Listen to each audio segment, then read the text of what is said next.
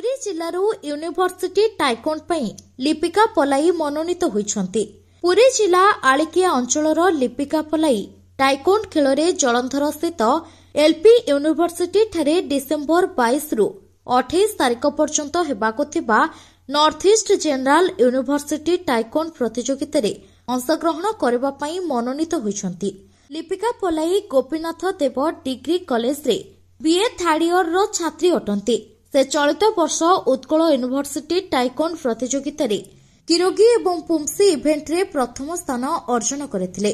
से बहु पिला बेलरू बुद्धिस्ट टाइकोंड एकाडेमी ठारे ओ कोच श्री विश्वनाथ नायकଙ୍କ अधीन रे टाइकोंड शिक्षा करि आसुछंती।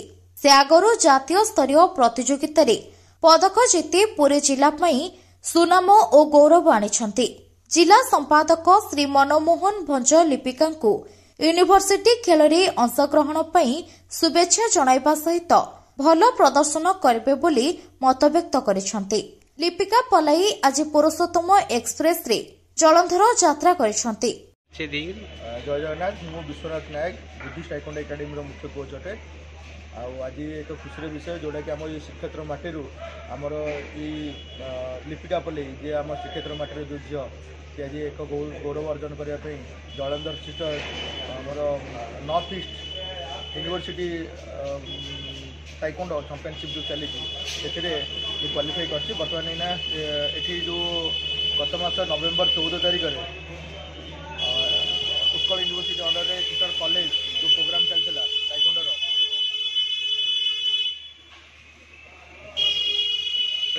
चलता क्वालिफाई कर दुईटा इवेंट रे गोटे पुंसी और गोटे किरोगी दुईटा इवेंट रे से क्वालिफाई कर जोटा कि जलंधर रे हमको अच्छी 2 मासर चैंपियनशिप के दिन खेल हम सेठी 3 दिन खेल हम गोटे पुंसी अच्छी गोटे दिन और 2 दिन जो किरोगी अच्छी ये 2 दिन जाक ये 3 दिन जाक सेठी हमर ओडिसा रो 3 जण पिला सिलेक्शन नै थे कोठु जाजपुर कटक और पुरी 3 जण हमर एठी ओडिसा रो सिलेक्शन नै मु भगवान को पाखे प्रार्थना करे से माने ओडिसा बाहर को जाके गौरव अर्जन।